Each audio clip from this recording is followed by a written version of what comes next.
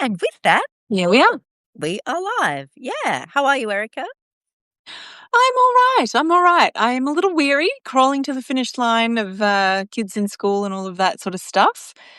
So feeling a little tired this morning, but good. Like I'm good as well. You? Yeah, same. Yeah. I can't blame the kids. I blame my dog. The kids. My kids are in their 20s now, so that's not the issue. Mind you, at home they come home at all hours of the morning, and that can be disruptive. Um, but no, I'm well as well, very well. I'm very happy to be having a chat today with you again. Likewise. Like you said, this is a sprint to the finish line for most of us at this time of year as Christmas and calendar year end approaches. So we thought we would do the same for this podcast, which I had a look back. We started in June of 2024. And Crazy. at the time, we both just said, let's just do this and see where it goes. We were literally only going to do it for like 6 episodes or something. And we've enjoyed it so much that it's just kept going. And we've put it out there, an episode usually every week. So, yeah, consistency is key, as we know. So I think but the conversations have been a lot of fun, haven't they? And we've learnt a lot I along the have. way. We have. And you said to me just before we hit record, it was June 2024. And we did have a little moment of being like, wow, like a lot changed in that year for both of us. Yeah. And I think it's quite remarkable that we continue to show up and have conversations. And I know that these conversations that we've had have been a real, buoy for me as like literally the worst 18 months of my life, hands down. And I know you've had a really hard time too. And there's something special about that to me, that we've still managed to show up, to have these conversations, not through that lens of like we have to do it because we committed, but more because we were really getting something from it and we felt like we could share that. So yeah, I'm grateful. Yeah, 100%. Couldn't agree more. And we have a couple of people tuning in. Hi, Terry and Debbie. Thanks for being here with us. Yeah, I think what it highlights, why we started was, Midlife Unfiltered. We wanted to bust some myths. We do believe that, at a societal level, a cultural level, there are many myths around women in midlife. And I feel in this generation that we are absolutely busting a lot of those. And we are approaching our midlife very differently to that of our parents and our mums in particular. And I want that to be different again for my daughter, right? And, I know you do for your sons as well, who are part of that. So I believe that we are in this major transition generation, if you like, and we will be experiencing major change and major disruption. Hello, AI, for starters. But Yeah. yeah. And I agree with you. I think that's reflected in the podcast too. And that's what we try to do with this podcast, with the episodes that we bring, is to highlight the disruption that happens in midlife, all the change that we experience, and try and touch on different aspects of health and wellness and topics of interest for women in midlife in particular. Yeah. Yeah. So thank you for being my partner in crime during this. Likewise. It's This. just such a pleasure. Thank you. Yeah, it's been wonderful. And we hope that you who tune in continue to get something out of it as well. Um, it's also helpful to do a review of of the year. It's typical to do that at the end of the year before we launch into the next year. Um, and so I had a quick look back this morning at what we've done. And hey, Brody. Hey, Kate. And we've done some 40 episodes in 2025.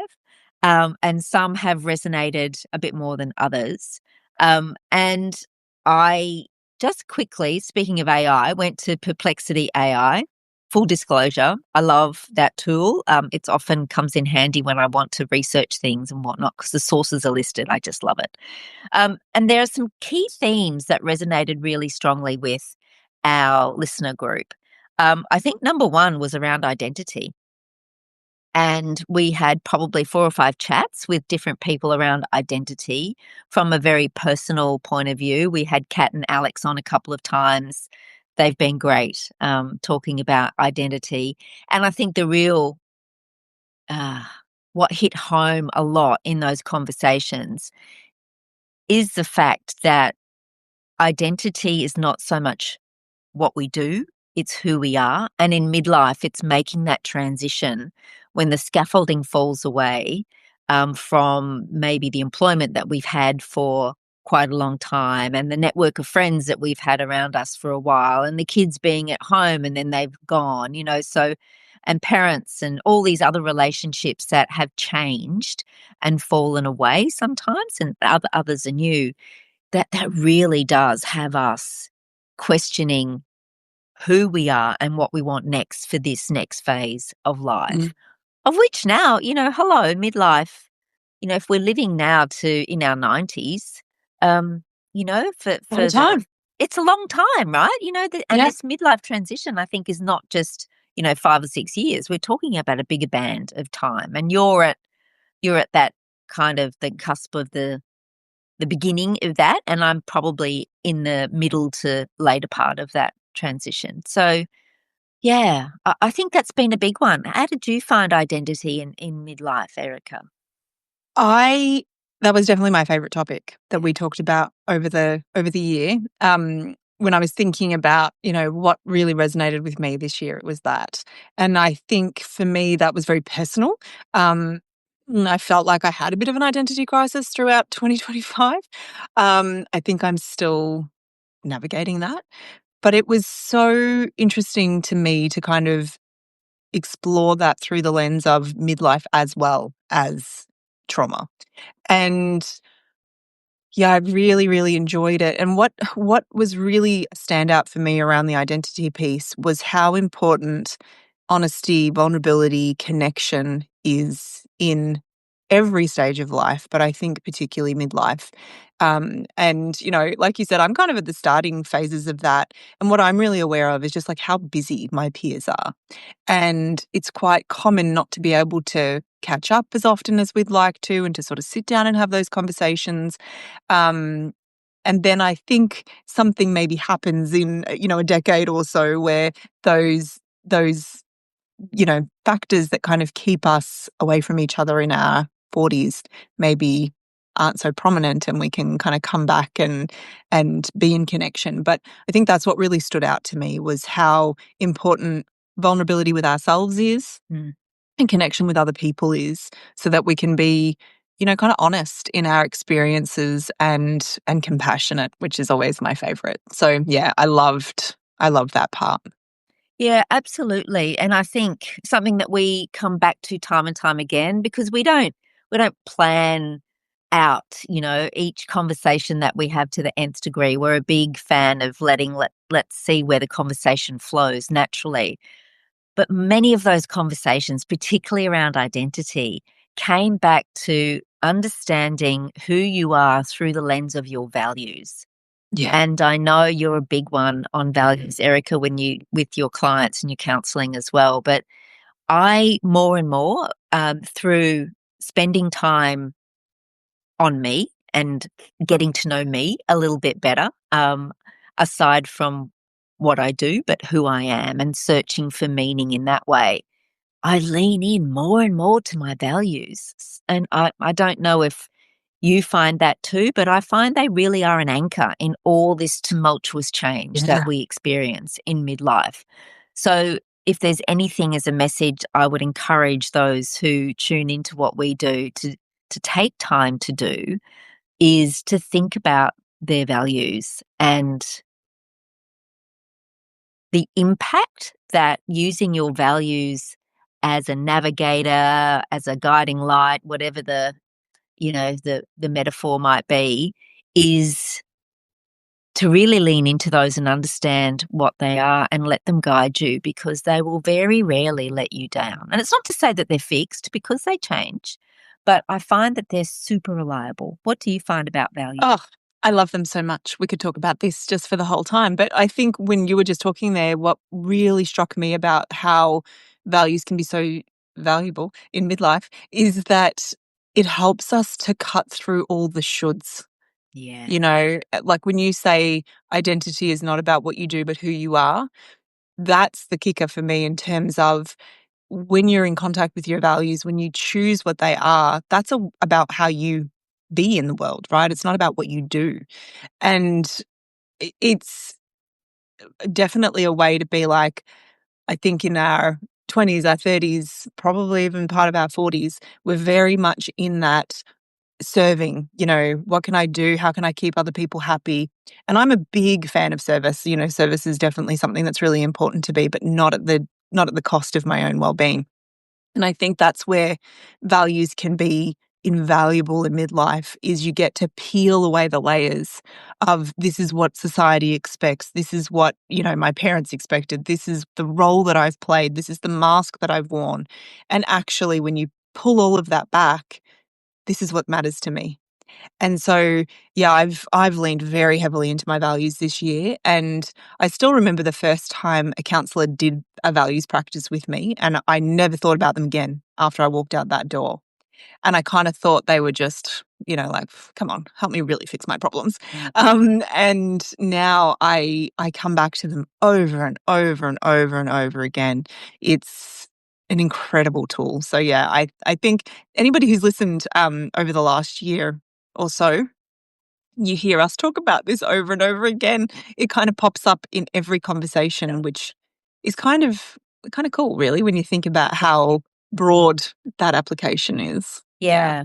And I know for me, because, we both lost parents in the last 12 months, we've had so many similar events happen in our lives. But when I blew up the shop, that's what I say, because prior to doing this, well, just on the cusp of letting it go, I let go my business, a big part of my business, very deliberately so, and then started to focus more on my dad, who wasn't well, and then supporting my mum and my family through that very difficult time.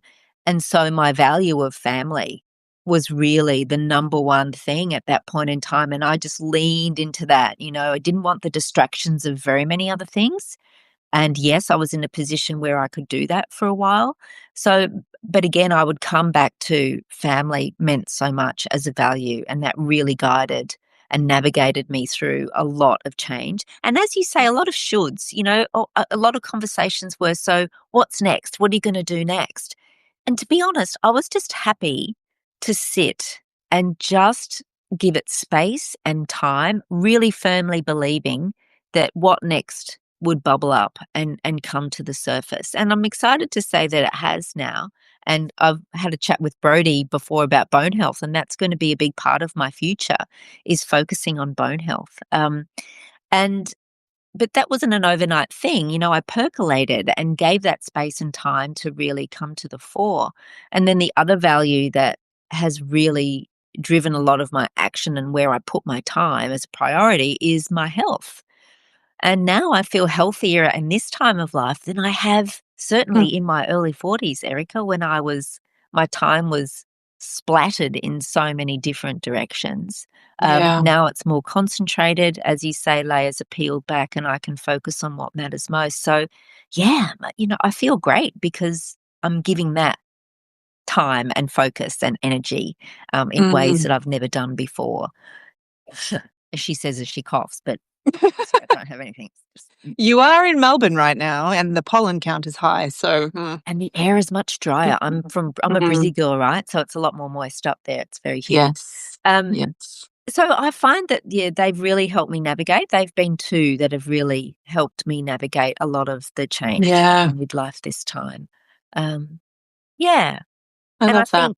think, too, we also explored identity with Fiona Keary when we talked about, and this was one that really resonated with a lot of listeners, is how we express ourselves, because in all of that, what we wear really is a form of self-expression above all else. And like you say, there's been so many shoulds through our lives that, you should dress this way for this particular event or for this particular position that you hold and blah, blah, blah. Mhm. Um, or it's this style and, these are the rules. And midlife, you go, stuff that, Correct. this is more about me and what I want and who I am.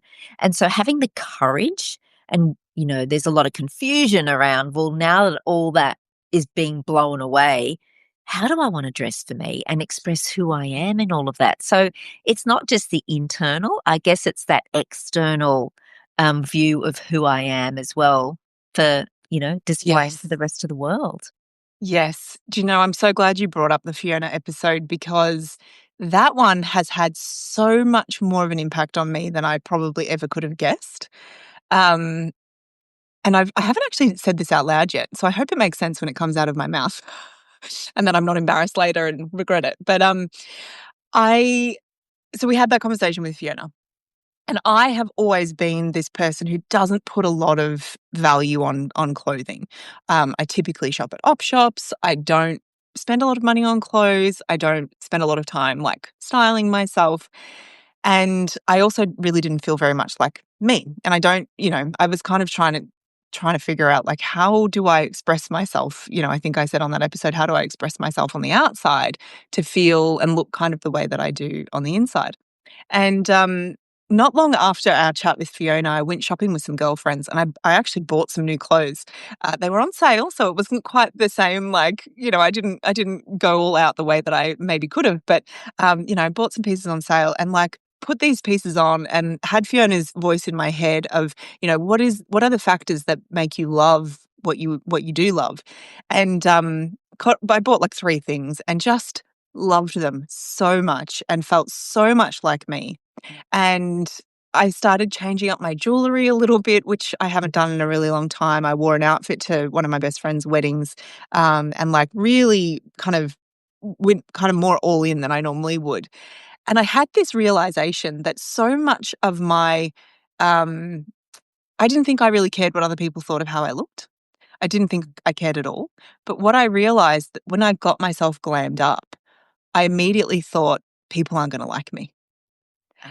And I was like, "Oh, what is that? What is that voice? That's interesting. I've not heard that voice before." And it was this very much like if you put too much effort in, people are gonna think you're a bitch, basically. Right. And I was like, Who are you? "Wow." Yeah. Yeah. And I think part of this, just to tie it into identity, was because growing up, I didn't really look like the people around me, right? Which I now know is because I very much look like my paternal side, who I don't know. And and so I'm very tall and, I don't know, sometimes I could just come across I was often told that I look like a snob because I had, resting bitch face because I'm autistic and was often very in my head and, analyzing things, but really not at all an unkind person by any means. And so I think I really internalized that idea of like if you are too put together, if you're too, you know, people are just gonna think you're a bitch. Mm. And it was such a moment of like, "Oh, oh, wow. I didn't know I was doing that. What do I think of myself or what do I think about how I wanna look and how I wanna dress if I shut that voice down, or lovingly, you know?" And it was such a moment of like, "Wow, I did not know I was doing that to myself." I haven't quite figured out what it means yet in terms of, like, identity going forward, but it was a really big moment of, "Oh, okay. That's why. Yeah, Yeah. that's what So was going interesting to me." Yeah, So, and to go yeah, back to the Fiona's earlier point of episode being hit hard. vulnerable and authentic, Yeah, you had to go to that vulnerability space in order to work that out for you. I love that. yeah, And, it's not a linear thing and it's not always a forward thing. We wax and wane. And I think that's what happens with how we express ourselves in our personal style too. But I think totally. that's a fascinating area, to explore. And if you haven't heard and watched that episode with Fiona, I highly encourage you to go back and do that Yes. because it's a It's a good one. pearl and she really knows her stuff. She Um, does. She's great. Brody's just made a comment about, oh, thank you, Brody, loving the talk, and about the recent episodes on rest. Yeah. And you know what? Full disclosure, we, Eric and I have been talking about rest and sleep for what, a good 6 months, 8 months. And we've More than just that, been, yeah, 12, I reckon. in the background going, we want to go there, but it's particularly with sleep. It was like, yeah, we don't want the usual hacks, and they're great hacks that they're out there, but we felt that the hacks had been done to death. We wanted to do something a little bit different. And so Erica, in her wisdom, suggested rest and exploring rest a little bit more. So I'm so glad we did that. And I know we've just scratched the surface on rest. There is so much more to do. But we introduced rest a couple of, was it 2 weeks ago or last week? I can't remember I think now. it might have been last week. Last week. What is time? We don't know. It's an illusion. Um, so yeah, rest was really important. So again, something that blew my mind around rest as well was when you reframed that very brilliantly, resting from. And it was a big aha moment, I know, for a couple of the people who were on the call with us at the time, but since as well, where you talked about a rest from self-criticism. Do you want to talk about that just a little bit? Yeah, well, I'll tell you, Anita, that's probably the thing that I'm the most passionate about of all things. um, I can't remember what we talked about exactly in terms of what I shared, but I know that for me, that's literally what saved my life. Like, I would not be functioning the way that I'm functioning if I hadn't learned how to take a rest from self criticism, because I was like an expert at self criticism. I still can be, for sure. I don't know that that is ever going to completely leave, but this idea that we can be so, I think what it comes down to is we're so used to earning things, earning rest, earning our own respect, earning the respect of other people. I think that's where we really come unstuck. And when we decide to rest self criticism, it's because we're choosing that, we are going to be on our own side. We're going to befriend ourselves. We're going to love ourselves, even if we don't have, that external evidence or that evidence that we're perfect yet, because we never will be. And so, yeah, this idea of resting from is, I think, really important when we think about, well, what is exhausting me? What is draining me? What is Um, draining me? Yeah. Mm. yeah, and I think that relationship with ourselves can be a big culprit of that, because you can shut out the world, you can close all the doors, you can turn off social media, you can do all of that stuff, but if you're still beating yourself up in your head, Mm. you're listening. Your body does not escape that, your mind does not escape that, your spirit does not escape the impact of that. And so learning how to be compassionate and kind towards yourself, I think, is the ultimate form of rest. Um, yeah, I really do believe that. Yeah, I love that. And again, it gets back to that vulnerability and honesty with yourself that if you're using distractions and other things, whether you identify them as distractions or not, I'm just busy or I'm going to just, doom scroll for a bit, which might work as tools, that's fine. But Totally. yeah, totally. But at the end of the day, if you're really honest with yourself, what are you exhausted from? And yeah, what are you in deep need of resting from? Yeah. Yeah. And We talked just a little bit before about how we're both a little bit sick of social media. Um, just the scroll and the whatever. And that's something that I've not knowingly, but have taken a rest from this year that I didn't know I desperately needed. For a really long time, I was very prolific on Instagram in particular. Not a day would go by when I wouldn't post, typically. And I was fucking exhausted. Like, I was just so over it, so over this feeling of, I mean, I never performed as such. Um, Everything was honest, but the feeling of performance, the feeling of like having to have an endless font of ideas and things that grabbed people's attention and stopped the scroll. And I was like, mhm. I don't want to do that anymore. I want to Not have me. conversations. I want to, if you want to sit and have a conversation, I'm all there. I'm there. If you want to invest some time, I'm there. But I cannot invest my time and energy in trying to stop your scroll. I can't. That is like, I'm exhausted by that. And so for me, that's been a big one. And I wish I'd realized that I was doing it earlier, because I think I would have been much more intentional in it. Um, Whereas I think for some of the year, I kind of beat myself up a little bit talking about resting from self criticism, because I wasn't keeping up. Whereas I think if we can reframe things as no, this is an intentional pause, an intentional rest from, it changes the relationship with that thing completely, Yeah. right? I think that's what you did so beautifully when you closed that part of your business. You were like, I'm resting from Mm, this role. mm. Whereas you could reframe it, or you could have framed it as being, oh, I couldn't do it, or I I'm a couldn't, failure for not which continuing. I mean, I never That's heard come out of rude. your mouth. Yeah. But, Mm. to choose to rest from something, um, can be, it's so intentional, and it's such an act of self love, compassion, kindness, all of those things.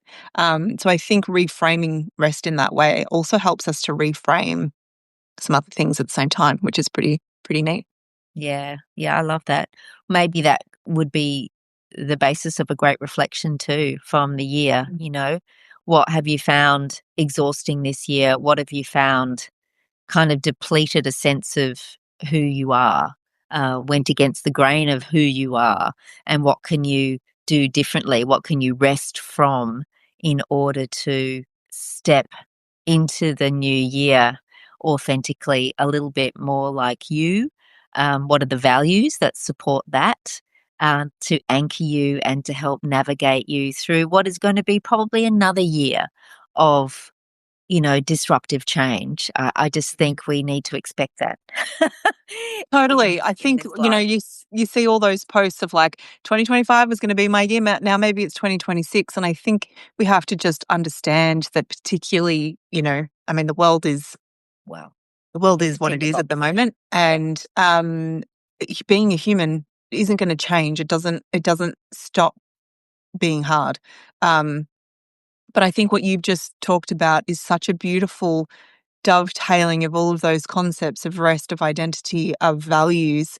And I love that reflection. I think I might sit with that a little bit with my journal as well, because there's something about that feels like it could unlock some really important information. So thank you for yeah, that.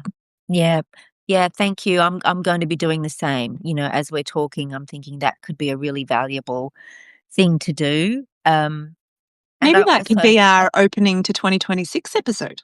I think that's a great opening to 2026. And if anyone wants to contribute some of that, they're welcome to join us when we That would be come back. amazing. We are going to take, on that point, we are going to take a little bit of a break over Christmas, what we call the summer holidays here in Australia, winter for our Northern Hemisphere counterparts. But we are going to take a break because we both have a high value for family and it's a very Yeah. much a family time. Again, talking about disruption and change, my Christmas this year is very different. I'm currently coming from Melbourne, having a early Christmas with my in-laws because I'm going to be taking some of my dad's ashes back to Italy, leaving on Christmas Day, joining the rest of my family over there, taking my two children with me. So that's going to be an extraordinary experience. I know, highs and lows. And so that year again will kick off very differently as it did this year, So Yeah. having those values and reflecting on resting from, I think, will be a really important way to step out into the new year. Yeah, I agree. I agree. We've got if we lived in the same city, we could high five on the way through the airport, because we've got mismatched travel, haven't we? Yeah, You come home and I leave. So we are going to take the bulk of January off, I believe. yeah, So we are. but we'll be busy planning for some episodes, and I think that would be a really awesome way to start 2026, just thinking about that intersection of rest, identity, values. I'm excited about that. Yeah. And we did talk a little bit about, what's to come, and full transparency, we don't know, because we haven't planned that far, but we will certainly be talking more about all of these things that we've spoken about this year, because I think we've always only ever just scratched the surface. Yeah. Yeah. Um, Right. we can always go deeper. We can always go from, different perspectives. Um, but I wonder, I know we don't want to make this too long, but is there anything that you are particularly looking forward to in 2026, Anita? Either something that you are hoping that we can share here, or something personally that you're really looking forward to? Yeah, I'm looking forward to going down the rabbit hole and exploring in more depth bone health, big Yes. time. That's for me. And the other area of interest and passion that I have is dementia. Um, so many conversations I have with people, with peers my age. Um, Many of us have loved ones with dementia in various forms. And I just feel that it's the number one cause of death now in Australia for men and women. And I know worldwide it's in the top, confidently in the top five. Um, and I just feel that we don't know enough about it, and not enough has been spoken from the heart and authentically and honestly about this. You know, the fact that dementia is terminal. Just sit with that for a minute, you know? Dementia is terminal. And yeah, so you can already hear me going off on a tangent about dementia. So they're probably the two things I'd like to go more deeply on and explore in more depth, because you're right, we've touched the surface on so many important topics of that affect us in midlife. And I think, you know, we can explore identity too and values more deeply. And maybe we, you know, think just throwing it out there, you know, put a little workshop together or do something like that that's a little bit more active and proactive in that space.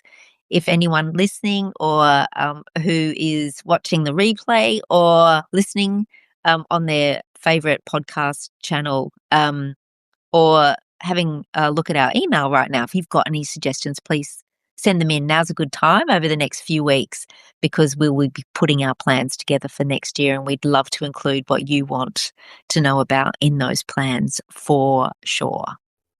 Yeah, absolutely. Absolutely.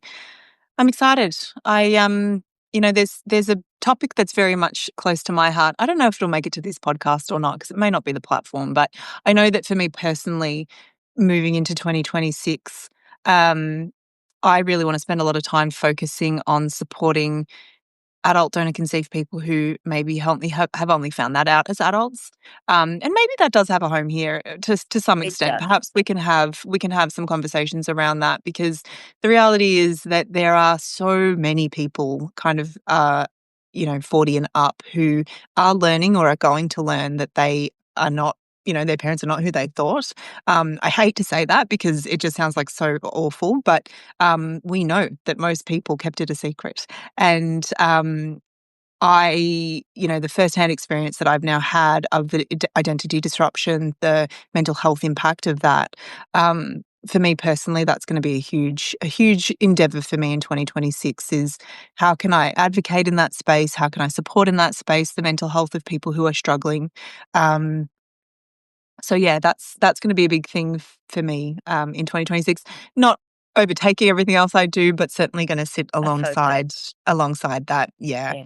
Yeah, so it's gonna be kind of business as usual with that kinda added in, which I don't know if excited is the right word, because it doesn't feel like quite the right emotion, but, I'm invested in Yeah, that. and I think that Yeah. sense of advocacy, you know, that role of being an advocate, I feel so passionate about that. Advocating for women, women's health and wellness is really huge. And, you know, bone Yes. health and dementia are areas of choice for me to focus harder on. And I think advocacy is what's needed. Um, you know, just as an aside, we opened with talking about how we're a transition generation, big time, and I see that the pace of change is rapid, but also the information coming through, the volume Yes. of it, right? So, you know, the generation before, things were kept in a black box. People didn't know that it was controlled by various entities nicely, and you held people up on a pedestal because they were believed to be the font of all knowledge. Well, you know, Yeah. we're blowing that apart now. And I Mhm. think that's why, to try and keep up with and introduce new topics where the research is coming through now and the information is available, you know, the power is very much in the individual. The challenge is working out what is true. Um, Mm. but I'm excited for that, and I think that's why these conversations are really important, because the information is there, you know, the research is there, it's coming through, and we have access to that now more than ever Yeah. before. So, Yeah, and figuring out how we handle it, because it's a lot for an individual as well. There's something nice about just assuming that the people in charge knew what they were doing. Um, But there's something empowering about going, we have access to so much now, and Yeah, we can make these individual choices and um, advocate for ourselves, but advocate for the greater sort of good of well-being of the humans around us as well. So it's an exciting time to, I think it's an exciting time to be alive and a very challenging time in history. So yeah, we will agreed. see. We will see. We'll We will see. see But what it brings. I think we have a responsibility to ourselves and to others to advocate in these Totally. areas that we're very passionate about. Yeah, Mhm. absolutely. Absolutely. Yeah. Well, thank you. Thank you for joining us today. For those who tuned in, love that. And for those watching and listening on the replay, we have some? I just did a very rough count because Eric and I aren't really big on numbers. We do out of love. But there's some almost 60 episodes of this podcast sitting in Substack. We moved to Substack probably about a year ago now. I think so. So it's still a relatively new platform for us, but we're loving it here. And yeah, just flick back and have a look at what we've done. They're all listed there in our Substack channel. And yeah, pick out some topics that pique your interest and see how we might be able to help you or explore that topic a little bit more. Yeah, Absolutely. do that. And we'll see you again live in, what did we say? February of 2020, Yeah, it'll be like late January, early Feb. early Yeah. Feb? Yeah, I like the Yeah. sound of that. Thanks so much. Everybody have a wonderful Christmas. And if you are heading off or spending time with those you love, we hope that you have an absolutely wonderful time with them. And thanks for joining us. Thanks, Anita. Take care. Thanks, everyone. Bye. Bye.